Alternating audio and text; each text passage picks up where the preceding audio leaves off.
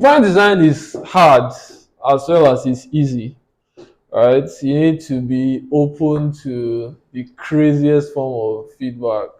Invest in sharpening your mind towards telling a compelling story, Okay. and the representation of that in what you do is just going to follow through. It's going to follow suit. Every piece of design has its goal and its intention. So you can't force one intention into another one's intention. Hi guys, my name is Hilary Umeche. I'm a brand designer, and the spotlight is on you.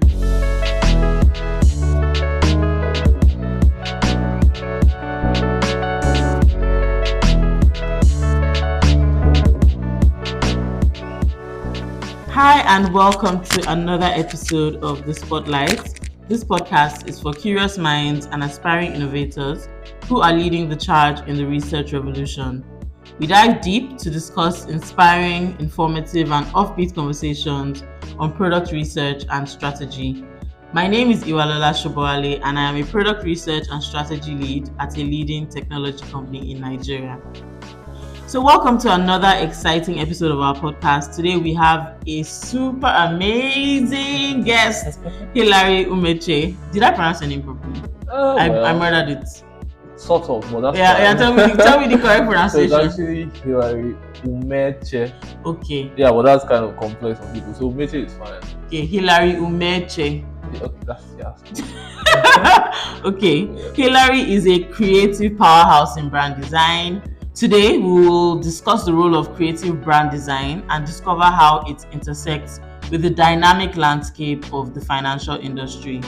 So our guest brings a wealth of experience and expertise in crafting captivating brand experiences that resonate with customers and drive business success. So we'll be exploring the art of branding, the power of visual storytelling, and the strategic approach to creating memorable brands. Let's jump right in. Hi, Hilary. Hi, good morning. Thanks Good a lot for morning. having me today. I'm really excited to be here. Are you excited? I am. Yay! So, firstly, I want to really appreciate Hilary. Hi, Hilary, you're shy. Hilary did like something amazing. The design, the name, the typography, everything about the spotlight. Hilary is the mind behind it. I'm going to cry. Hilary, you are so brilliant, so talented. I really hope you know. I'm not watching you. I feel like you think I'm watching you. I am not. I try my best. Hilary is really amazing. His LinkedIn profile will be in the show notes, so you can always reach out to him. Okay, so I think we'll just get right into it. Hilary. Yeah. So what sparked your interest in creative brand design?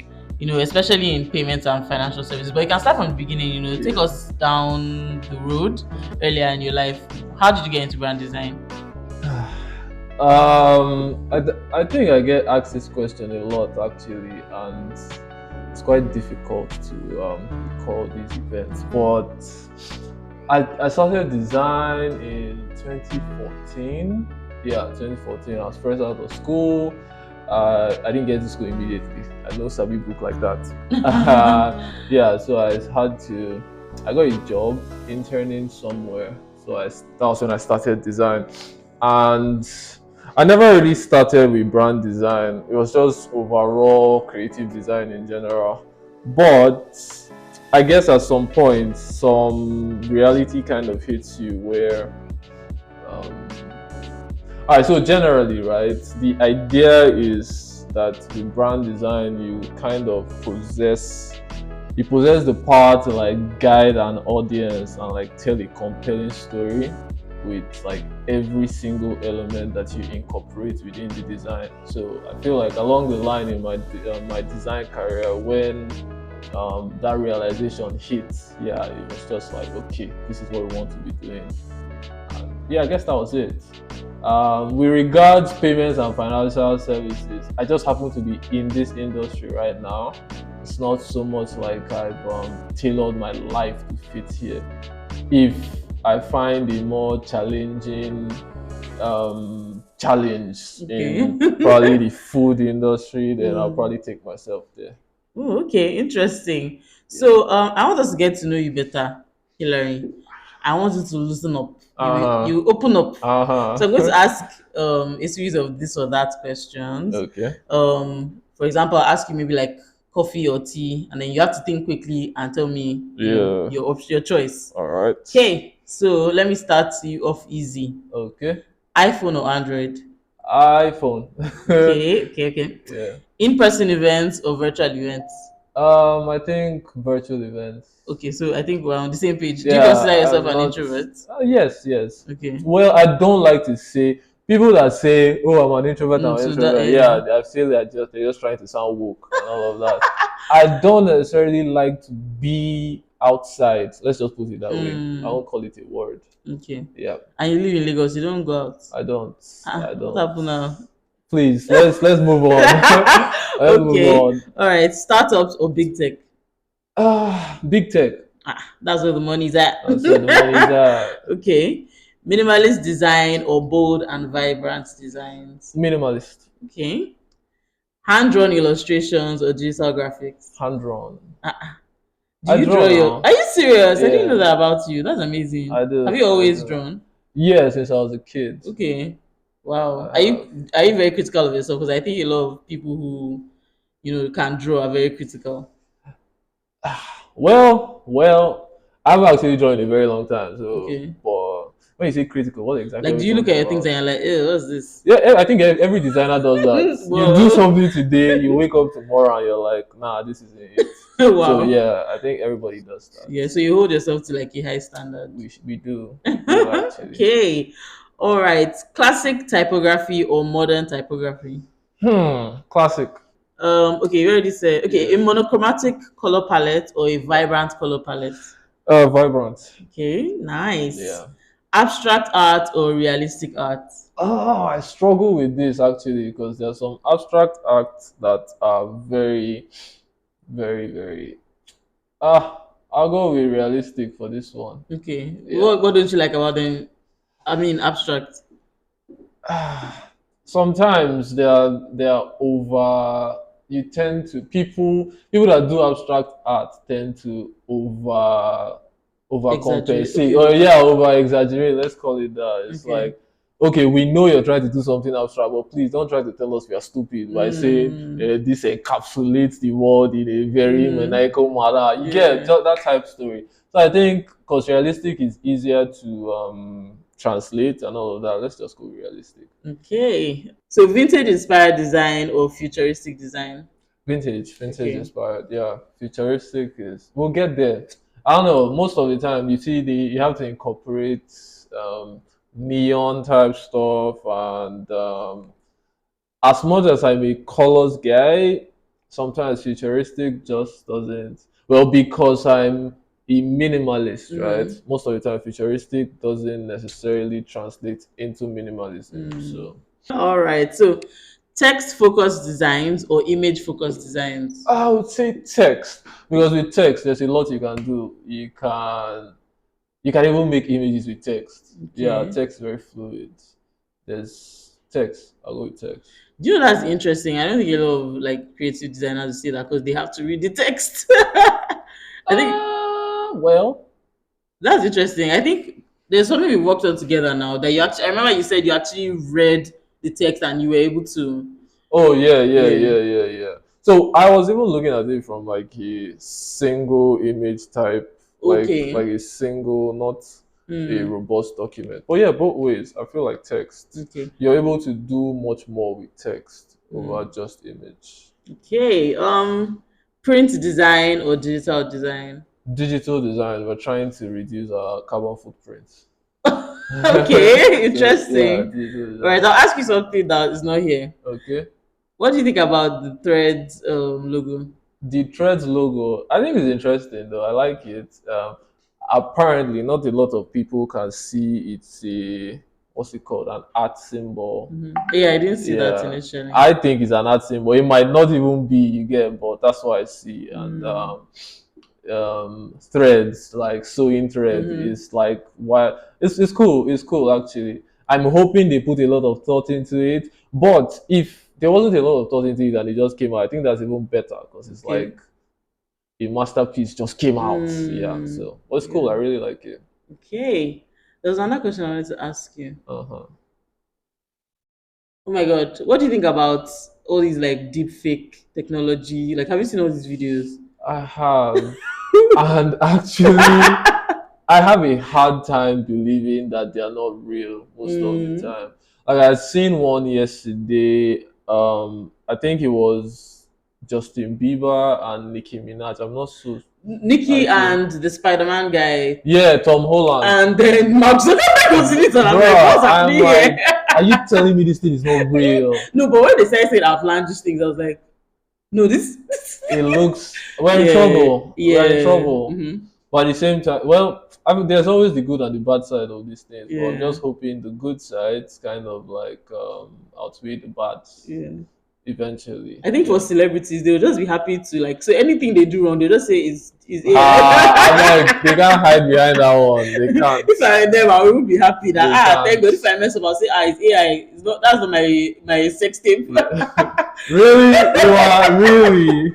So abstract art or realistic art? I think I prefer abstract art because it kind of it allows the audience to like translate it into whatever it is. Yeah, it's Mm. not objective, subjective. I forget the difference between them now. Subjective is what Yeah, your own feelings yeah, are mixed up exactly. in it. Yeah, I think it's very subjective. Yeah. So different people can translate it different ways. And I Mm. feel like when you give people freedom to um yeah, basically you're giving people freedom to like feel what they want to feel about a Mm. particular piece. So I Okay, think that's interesting. yeah. Yeah, and I think maybe there's more room for like how would I say this? There's more room for the imagination with abstract art, of Yeah, course. and then again, you're not constrained to. There are no rules, basically, right? Okay.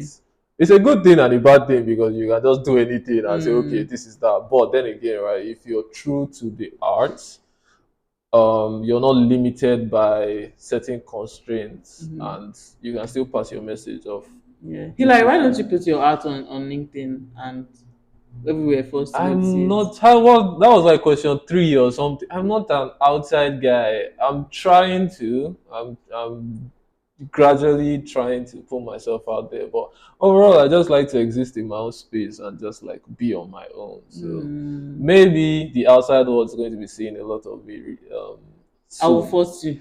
I will Ha force you. We ha! must Thank see you. we must see a lot of you. Okay. Oh. Okay, All right. so let's go back to the serious stuff. Although I wanted to ask you more questions, Sha, but let's go back to the serious stuff. How does do No, you have a no, no, question? no, Okay. no, How does a well-crafted brand identity contribute to like the success of a product? no. Okay, so one thing a lot of local businesses, let me use Nigeria now. Okay. Yeah, a lot of local businesses haven't quite understood is the power that a proper brand identity can give them, Mm-hmm. right? Um, I've been I've been in a store where I've had to pick out a product that from a list of products that I have no idea what they are or who they are. But I found myself gravitating towards the one with the final logo, the better packaging, and all of that. Mm. Yeah. And while that doesn't guarantee that it's the best product, right? It helps. It gives you some sort of visibility to even be tested out, Mm. right? So if there's intention towards building your brand identity that sort of encompasses your story, your values, and all of that. I think that's secondary, because people that don't know you don't know what your story is yet, Mm. but they need to want to know what your story is. Mm. And that comes with having a very visually appealing brand identity, Mm. right? So, Choma that is listening to me, and you own a business, but you don't have a proper brand identity, shame on you. Oh. Shame on you. Yeah, find yourself a good designer and discuss your story and try to translate it into a proper brand identity. Interesting. Yeah. So, can you share any examples of brands that you feel have effectively like utilized creative design? What brands do you think have really Yeah. like been able to stand out with their branding to kind of elevate themselves in the market? Um, so these brands are already big enough, right? Which is Mm, why there's Apple. One mm, of my personal favorites around creative design in general is Nike. Right? nice. Yeah, with almost every ad that Nike puts out, they are selling you a story. Mm-hmm. Right? You find it's just mad. Like I don't even know how else to like describe it. You Mm-hmm. just resonate with what they're saying so much, and it's Mm-hmm. like I need to get one of these. So there's a Macklemore song, Wings. Yeah, I Okay. remember it growing up. I think so as far back as 2013. So he's like there's a line where he says, Phil Knight didn't trick me with these ones. So Okay. Phil Knight is the CEO of Nike, Okay. and Jordan ones is what he's talking about. So it's Oh. like Phil Knight didn't trick me with these ones. No matter how Mm. expensive they are or something, if you own Jordan ones, I don't Mm-hmm. know about now, but then it's like you own the piece of something Mm-hmm. magical. You Mm. get And anyone who sees you has an idea of you, exactly. with this. So Nike is just crazy with the way that they position Mm-hmm. their self and use creative design to like just reel people in. Mm.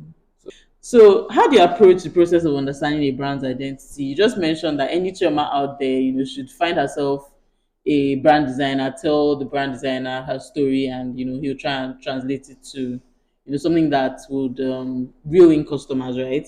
So, how do you translate a brand's I don't know, identity? How do you translate that to a visual design? So this question you've asked now kind of it suggests that there's already an existing brand identity, right? Okay. So for example, let's say Visa, Okay. right? Visa just recently, it's not very recent, but they just recently did like a brand refresh and stuff. So going into Visa now, um are you that the question now is it am I going into Visa and then working with their brand identity to design stuff, or are you Mm. talking about our Choma now that doesn't have at all? Okay, let's talk about someone who doesn't have at all. Okay, That just comes to so you and says, I need a logo. okay. What's your response to that? Well, exactly that's the thing. So a lot of people think they just need a logo, Mm. right? You need more, you need much more than a logo, right? So what's my response to hey, I need a logo? Ah the Nigerian market has made you know what, let's not Get into shade that yeah, let's conversation. not shade anybody right Mm-hmm. now. But basically, first things first, we need to have a sit down and sort of discuss what it is that you are. First and foremost, what do you think that you are, even before creating an image that people now see you as, right? So from that discovery of how you see yourself, how you want to position yourself and all, then we can that's a starting point. We can then yeah, just kind of draft something, Mm-hmm. you get a story, and then we build off of that story to like create something good. Interesting. So a lot of Yeah. this work happens in your head. Yes, actually, a lot of it, and I don't want to get into the process, right? Because Mm. that would explain in depth how like we get to like the final result and Mm. all. But I think in the initial stages, a lot of this has to do with like communication is very important, right? I can't create something that I don't know that I'm supposed Mm. to create. So it's like you tell me what you want, I tell you how we can achieve it, right? So there's a lot of communication between who has and who is trying to give. Mm. So yeah. So what do you think is like the major challenge you face in situations like this?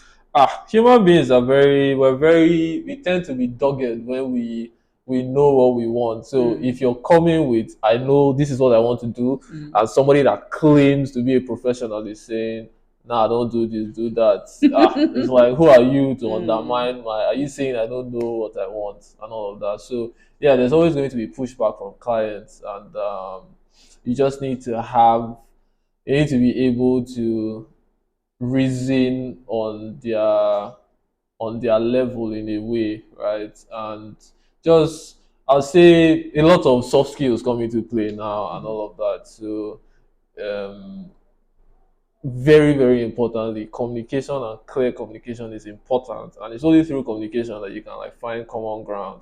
A lot of the things that they would present to you might not work, but you can't just outright say this is rubbish, right? Mm. You need to baby them into understanding why certain things will work and certain things might not work. And Mm. yeah, you just give options in general, and some of the things that you're proposing and some of the things that they want, eventually you find common ground, they will align somewhere, Somewhere. and you just Mm. move with that. So are you able to walk us through like your process step by step, or you don't want to reveal your secrets? I think it's different with every project, but some things like cascade and stuff. Basically, I feel like in the first, not I feel like in the first couple days or whatever, like after these discussions might have been had, then there's something I'm working with, there's content, right? So we dive right into the logo first and foremost. So I tend to sketch a lot of ideas first. Like I sketch as many as 30 itself, any amount I'm able to gather within the first few hours and stuff. And after that, I just leave it alone for a couple days. I move on with my life. But what I'm doing in that period is I'm imagining it everywhere. I can see a bottle of water now, and depending on the type of product, right? I can see a bottle of water and imagine, okay, what if I did my logo like this, like this, like this? I can see a billboard. I'm like, okay, will this one work here? How do we blah blah blah? So basically, like Photoshop in my mind, right? Through a couple days, depending on the length of the project, right? You don't want to stretch this until you don't have enough time to execute. So for the first sort of quarter or less than a half of your project time, I just use it to like, yeah, do a lot of that creative placing and thinking. And then when I come back to it, by that time, some or hopefully not a lot have like made a lasting mark in my head, and I'm coming back to those ones, and yeah, I'm refining those ones that I eventually drilled down to, and then depending if it's a lot, you review with the clients, right? And they say, okay, I like this one, I like this one, I like this one. But I try to not do that, because when you give people options, yeah, they tend to be confused. So I just try Mm. to like find the best possible one or two. Just do very low fidelity type mock-ups, right, and present, and you're like, okay, we like this, and then we build the rest of the identity elements around that overall idea. That's so interesting. Like Yeah. I definitely can do your work. I definitely can do. I don't Nah, think I have the well, imagination for it. So how do you please. now know when to stop? Like how do you know when okay we've landed something Yeah, that's great? Because I imagine if you keep looking at it, you would want to tweak one or two things. yeah, yeah. Well, it's a conscious effort actually, because who's there's a quote by, you see, he's Salvador guy. I can't remember his name, but I think it's Salvador. So he says, "Never chase perfection. You're never going to find it."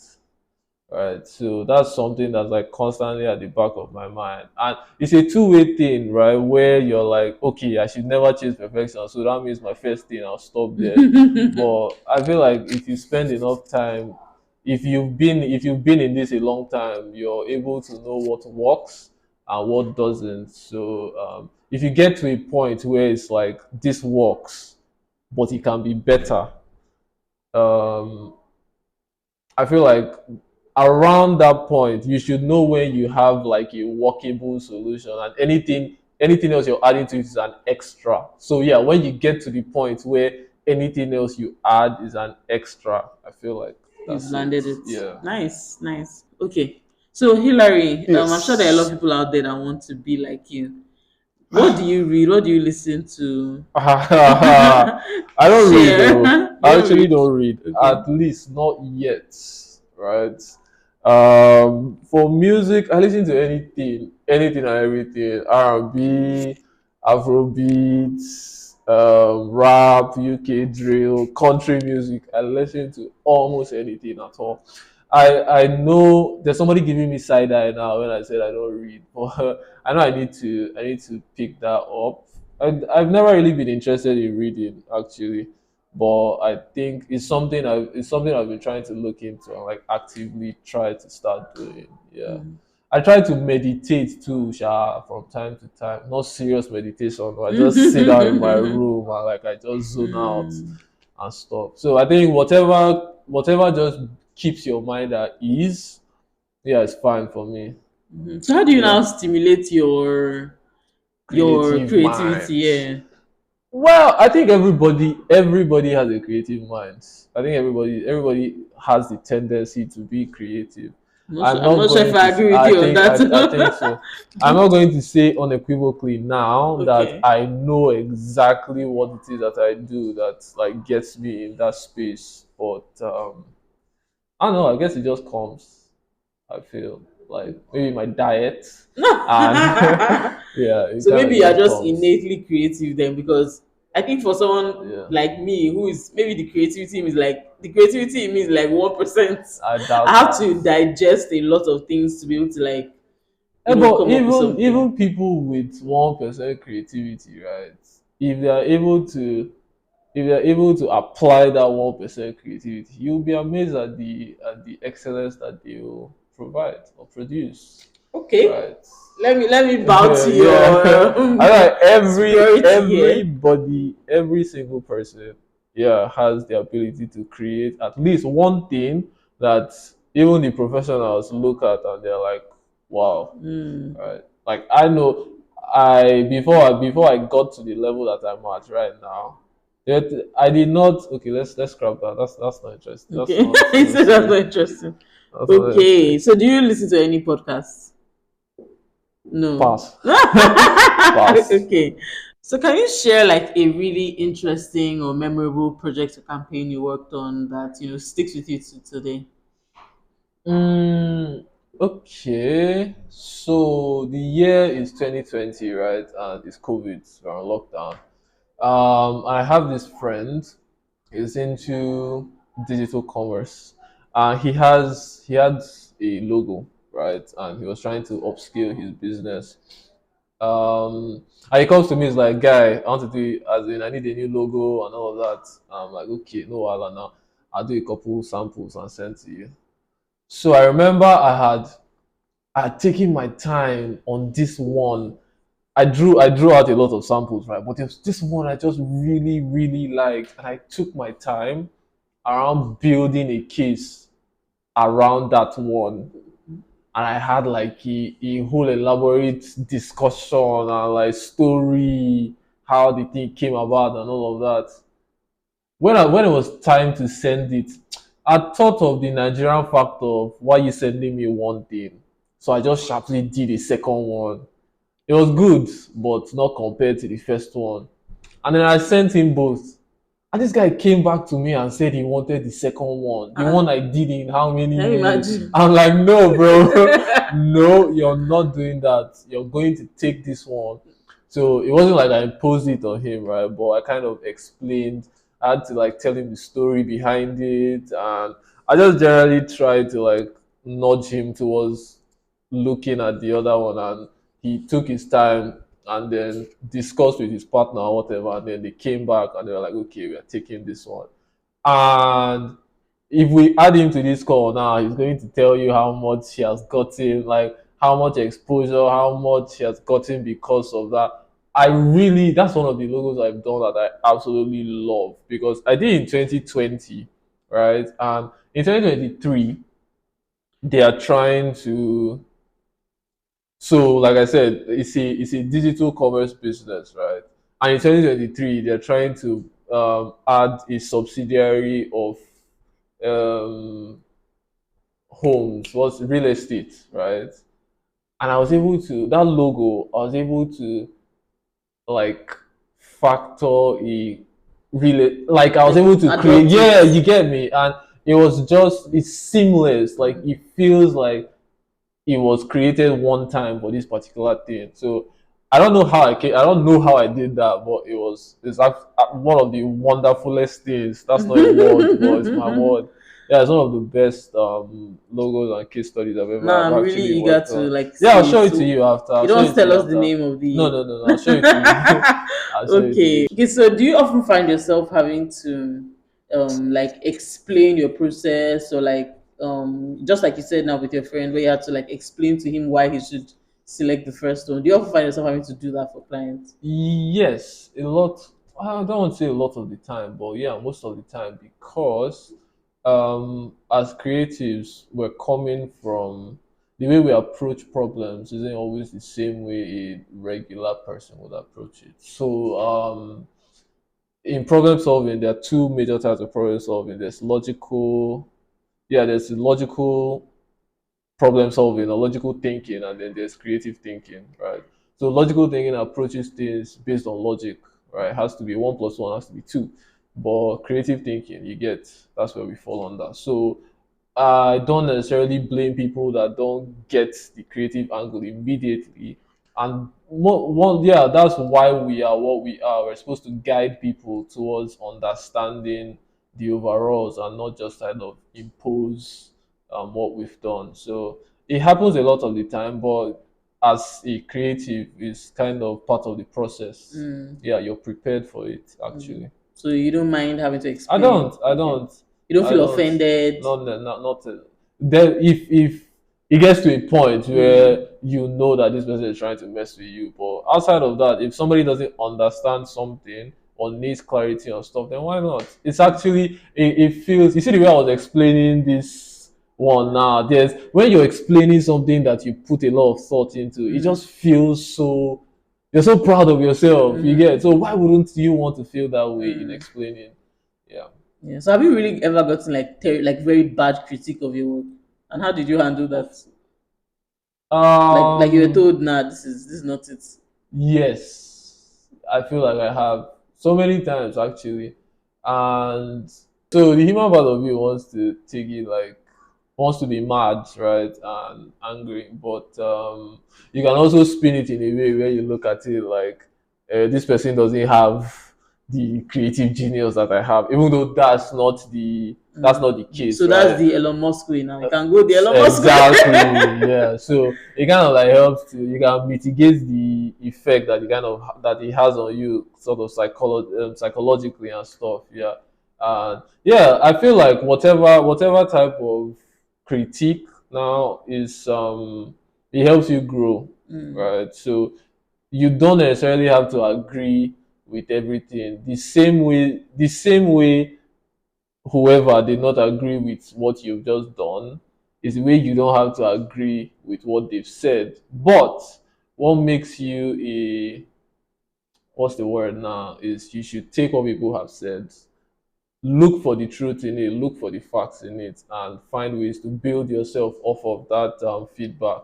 So it is very welcome. If you come across any of my work that you think is quote unquote shit, please let me know. okay. Yeah, very open to So are you that. saying like you don't get depressed, you don't get annoyed, you just There's take it in bigger your problems in stride? life. There's Ah, bigger problems in life. I'm being told that what I designed is not final.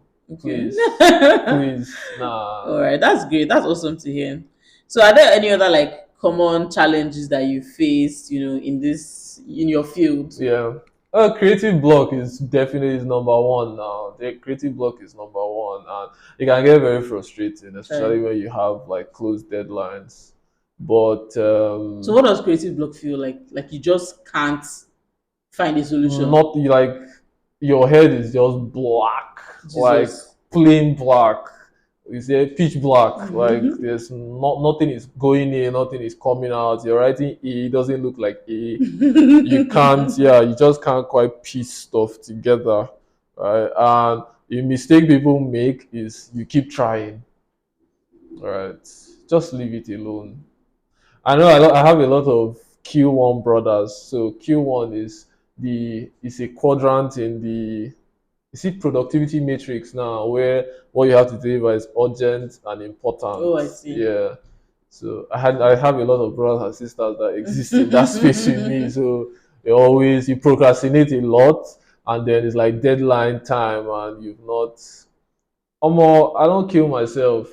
I still take that step back, and you notice that when you take that step back, right? I don't know whether it's the realization that if you don't finish this thing at a certain time, problem could be. But you just find yourself coming back with like and you don't know where it came from. Like I've been in situations where I have to turn in something tomorrow.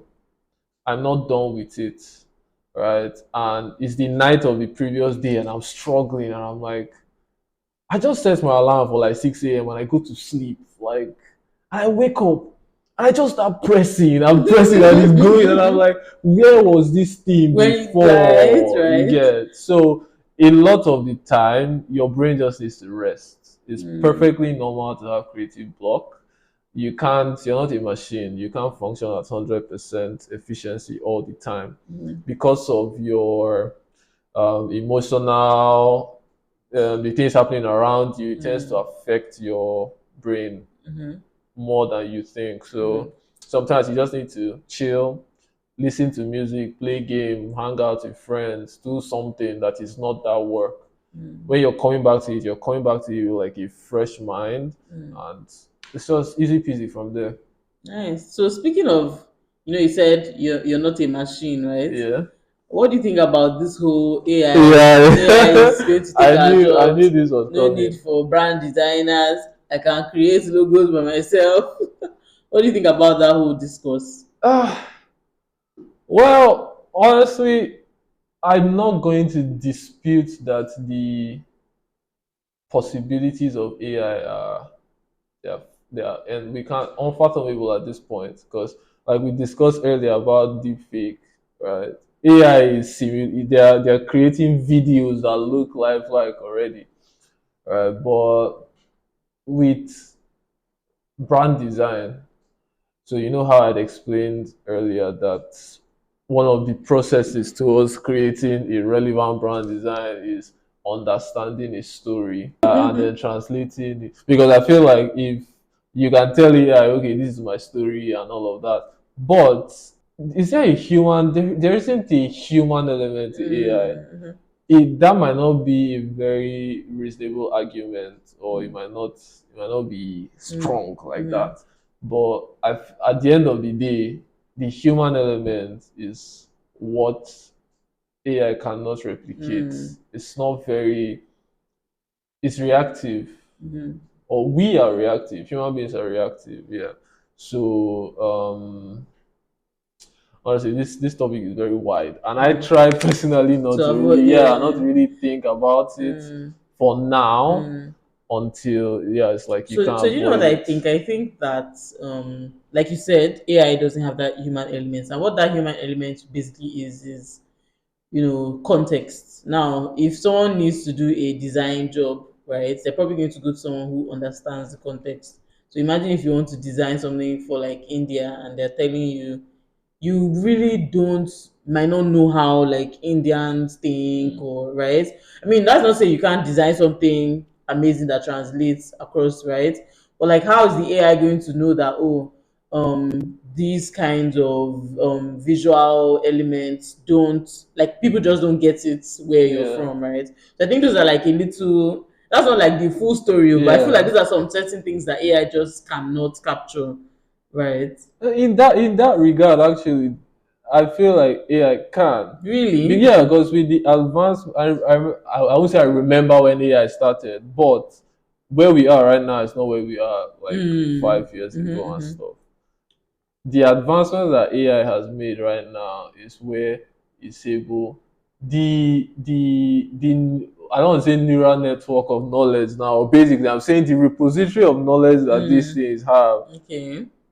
If you type in what does an Indian breakfast look like, it will tell you like it Right. basically True. knows Mm-hmm, everything, mm-hmm.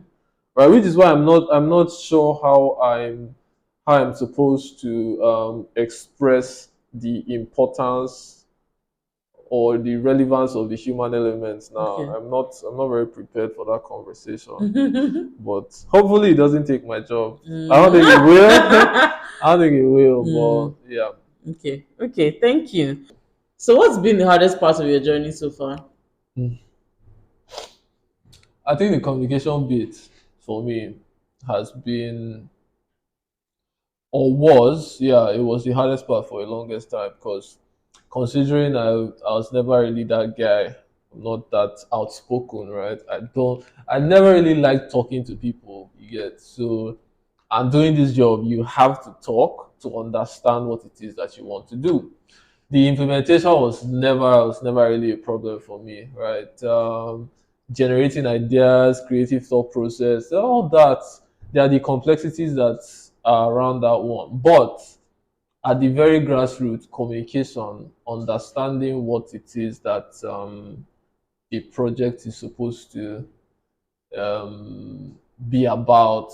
Yeah, just navigating that whole side of things and growing in that aspect. Yeah, I feel like that's been generally the hardest part of this, yes, because it made interviews were like very I just did not like talking at Mm. all. So I was always very anxious when I had to like have conversations. And then Mm. I wouldn't be able to ask certain questions because I just wanted it to end. Mm. I wanted this interaction to end. Yeah, let's go back to not seeing each other and just texting. But yeah, I feel like I'm at the point, I'm here right now. Mm. I'm at the point where um, I'm still not 100% open to just jumping on any call, but yeah, it's I think I've made considerable progress in that regard. Yeah, I can totally relate with that. So what do you think has helped you to kind of develop or build that muscle? People, people that want you to grow actually, Mm-hmm. because certain things you can't do by yourself. So I know I've had friends, I've had people that have been like, "You're going out with me. You must go out with me today. They just You drag you must out. talk, as in you must talk." I remember I was in a session one day. It was so we had this lady that was like teaching. It wasn't soft skills basically, but it was a bunch of us, and they were like teaching. And she singled me out and she was like, "Hilary, you don't talk in meetings, Oh so you're going gosh. to talk here." I'm like, who be this one again? But you find out that you actually, those thoughts that you have in your head, as stupid as you think that they sound, some of them actually, a lot of people actually resonate with it. Like, I remember I said something that day. This was sometime last year. And this year, somebody referenced it and they're like, "Guy, you said this thing." And as I heard it, I'm like, this person has to be my friend. Yeah. And I was very Hmm. shocked when I heard that, like, guy. So yeah, people enable you to people make you and break you. This is a Mm. situation of them making you. Mhm. So you need to surround yourself with good people Mm. and they'll help you out of the deepest struggles of your Yeah. life. So I can really relate to this. I'm that kind of person who, after a conversation, right, I'm replaying everything I said, and I'm like, why did I say this? Like, Yeah, I think I just had to for years. I mean, ever since I was a child, so it inhibits. Like the next conversation I'm having, I'm like, just keep quiet. yeah. Don't just say anything, because somehow I'll say something that when I'm thinking about it, I'm like, You cringe. yes, I cringe. Oh my god, do you Yeah. know that there are moments where I dream about certain things I've said in the past and I still cringe. Does that happen to you, or is that just me? Maybe my I own is don't. extreme. Maybe I don't think that I happens to dream me. about them and I'm like, how? Yeah. But I think I've just come to realize that even the people that you think are, they have everything together, they've got to go Yeah. out. Do you know that maybe they don't just have that voice in their mind that makes them cringe. They've said it, they moved on. You look at them and think they're confident, right? And then in my mind, I'm thinking, why can't I be like this person? But meanwhile, maybe that person just they just decided not to be so like critical, right, Yeah. of With themselves. themselves. Yeah. That's very. I agree. I agree with you actually. Okay. So is that like your biggest hurdle? Are there any more? I feel so because technically, right, when it comes to technicalities, implementation, I don't think I faced any pushbacks that are life threatening. Right. I always kind of find a way be have what works, I guess. So just off the top of my head, I think that's it. Yeah, now let's go into the technical questions. I'll ask you the technical questions. Let's see. Okay. So, how do you stay innovative, especially like in this digital? You know, everything's changing so fast right now. How do you stay innovative? Ah, um. So research is very important. I know you're a research specialist. Yes, so it's So always nice hearing that. yeah, research is very important. And considering I don't read as I don't read a lot, Mhm. right? A lot of digital research is important. Things are changing every day. There are new trends that are like finding their way back into the system. Old trends that are coming back and all of this. So you need to stay abreast with what's going on and how you can pattern your style and stuff to fit this. Now a lot of designers have different design styles. Some people are minimalist. Some people are psychedelic artists and all of that. But even while you have your specific design niche, you should still be able to like be relevant at whatever time and stage. So research is a very, very important aspect of design. That yeah, if you don't, if designers don't do if they are not heavy on research right now, they actually need to leverage research. Because if you do enough research, right, it's going to very very well simplify your process. In that, if you're faced with if you have a new project, right, the level of thought that you have to put into a direction to take is not as much because you already have that. You know what's going on in your space and it kind of streamlines the type of ideas that you should even be trying to spring up. So So when doing research, like how do you draw the line between understanding the space and copying somebody's work? how do you draw the line? How do you draw the line? I want to say that I feel like it's you know when you're copying something, but you It's not everybody can that knows yeah you can you. I'm not let's not say that, but I feel like whatever job it is that you do, you need to apply a level of intelligence to it, right? From the designers to the accountants, whatever. There's a level of intelligence and common sense that you have to apply to it.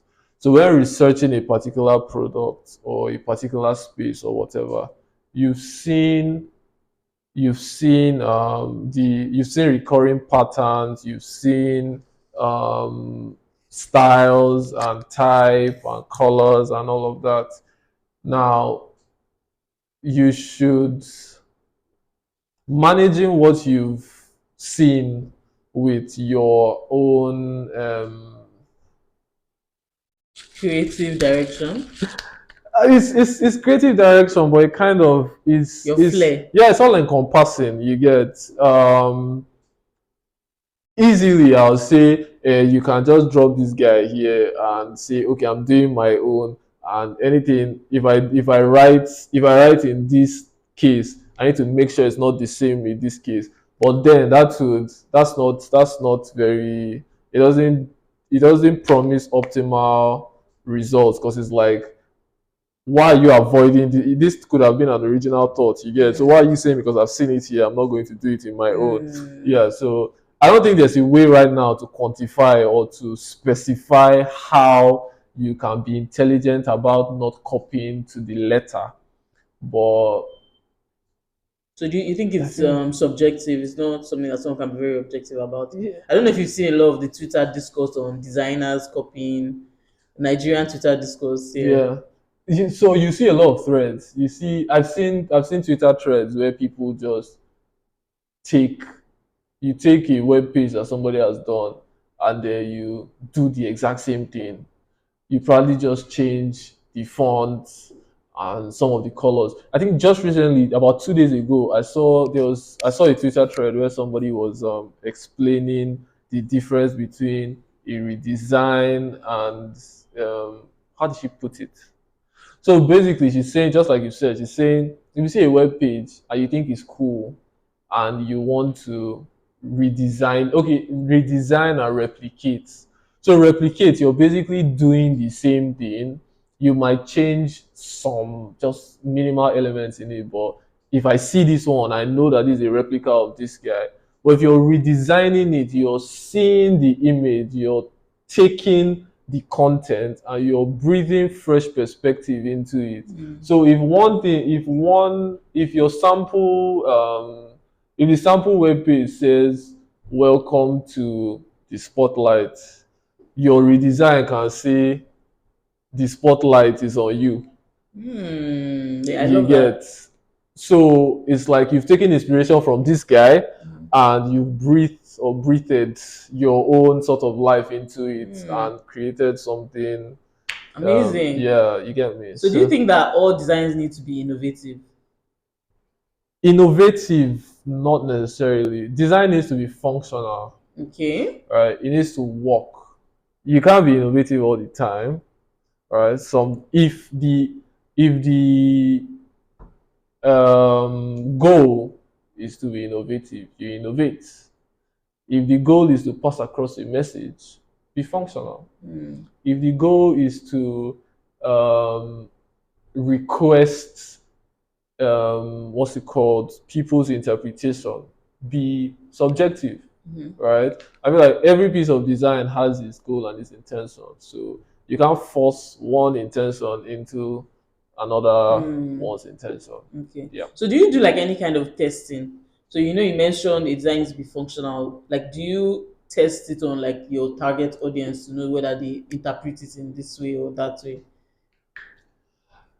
Ah, Or what do you see the one role of thing, testing? yeah, one thing I try to do is limit. So when you have a lot of options, or when a lot of people have to too many cooks spoil Opinions. the broth, right? When a lot of input is being put into something, you see that it tends to drag on for so long, and yeah, it just kind of messes up the whole process. So um, you get to a level. There are people that experience a level of confidence where they feel like I don't have to show anybody anything. You get, what I'm doing is what I'm doing. But when you consider that different people interpret stuff different ways, right? It's advised that you have just a very small section of people that you um, kind of have review your work for you, so you see what works and what doesn't work. I've been in several situations where I've like worked on something, I feel like it was fine now, and I just showed it to a couple people and they're like, okay, when are you sending the final thing? I'm like, Oh. very soon, very soon. So what do you like here? What's up? What's up? What's up? So yeah, if it's a small number of people, you're able to like manage the input and the feedback that you get and implement it. So as much as you can, as often as you can, you should test out with a number of, and not just people in the same space, right? So if you're working on a product design task, you can involve brand designers, researchers, front end designers that are going to implement it. Because it's one, you can design something that's functional for just design view, right? But the people that implement it are like, guy, how exactly are we supposed to do this thing? So it's actually, yeah, testing is very, very, very, very important when it comes Awesome. to design. Awesome. So I want us to backtrack. I want us to backtrack. You didn't tell us how you got into brand design. I didn't. No, you didn't. Did you study? Did you take any courses? Oh, Give us advice now. I want to be like you. well, you can. I think I kind of just stumbled upon this actually. So like I said, I know in the initial stages of this, I had mentioned how I just started off doing overall brand design. The overall design, I remember then it was Corel Draw. We were using Corel Draw then for print design, for print and all of Are that. you an OG? The fact that I use Corel Draw. Yeah, X3, Corel Draw X3 actually. That was one of the Nuji. old ones. So yeah, I just started off doing general design, brand design. I don't know when I pivoted. I Mm, still do other stuff, right? But I'll majorly call myself a brand designer right now. mm, But if you're asking for when exactly, I mm. don't know. Courses, I did take a. So I think COVID was a formative year for a A lot lot of of people, people. yeah. Yeah, and well, I was already doing design way before COVID, but I know during COVID, during the COVID lockdown, Pandemic. Don't worry, yeah, we understand during the you. COVID lockdown, Yeah. I took a couple courses. I took a domestica course on logo design by Sagi Haviv. That's one of the best courses I've ever taken. That man is just is something. So I Awesome. think yeah, he's a partner in I can't remember the name of the company, but yeah, Sagi Haviv Domestica. You can look it up. I'll link it in the Yeah, show yeah. I'll give you notes. the link. Thank you. Actually, I think after that course, that could be when I was like, okay, brand design is what we're doing, brand identity design, because the way he was able to like break down the process from inception to implement it to like design, yeah, Execution. execution, presentation. Wow, divine actually. Awesome. So yeah, I think that was it for me. Okay. So everybody that wants to be a brand designer should just run and You go should, and pay for that yeah, course. you should take. I think then it was like I think I paid 4K for it. 4,000 For naira. Are you honor. serious? Yeah. Wow, Now it interesting. should be more expensive, but Yeah, it's a short course. You can finish it in a couple days, but the amount of the level of knowledge that you get from it is that's just amazing. So yeah, you it should charge is. more then. No, please, oh, please keep it at what it is. For Yeah, awesome. Thank you, yeah, Hilary. you're I think welcome. we can round up here. Do you have any tips, advice for newbies, people who want to jump into the space, into the brand design space? What would you tell us to do? Brand design is hard as well as it's easy, right? You need to be open to the craziest form of feedback. And as much as you might feel like you're in control, you're not. You're there to serve, you're there to guide, right? So if you have an idea that works, your your client or your audience might not necessarily feel the same way. So it's your job to explain to them why you think it works. If they don't agree, you cannot kill yourself. You have to yeah, you have to sit down and have these discussions and just kind of understand the overall direction that you're trying to take. And yeah, like I said, it's easy once you kind of decide that you want it to be easy, and that decision comes with there's a lot of factors into that decision. One of them is that what's it called, telling yourself or coming to terms with that, okay, I can't be in control of every situation, right? It feels like, then again, in the execution side of things, it feels like, okay, i can just um I can just slap anything on the screen and put color and put all of that, and it's like for so let's not talk about the people that know exactly what they want now. Even for the people that don't really know, and they're trying to you're trying to present some sort of Ideas, solution to solution. them, right? You might not necessarily have the best technical ability, right? But you need to be able to tell a compelling story. If you can tie a story to something that you've created, you sell it to you'll be able to sell your idea, right? I can't remember who. I don't know why. I don't remember anything. Yeah, the The names, but guy, yeah, the exactly. guy that there's this guy, this famous guy that says, "Sell me this pen," Oh, Wolf of right? Wall Street's guy. Yes, Jordan Belfort. Is Yes, that I him? actually just watched it Yeah. recently. So something as simple as a pen. If you have a cool enough story, a reasonable enough story, people will buy into it. Mhm. So yeah, you should invest in sharpening your mind towards telling a compelling story, Okay. and the representation of that in what you do is just going to follow through. It's going to follow suit. Amazing. Yeah, yeah, Thank yeah, you, yeah, yeah, Hilary. yeah, yeah, yeah. Thank you so much for coming on the You're podcast. welcome. Thank You're you. welcome. Anytime. So that's it, guys. That brings us to the end of this insightful conversation with Hilary Umeche.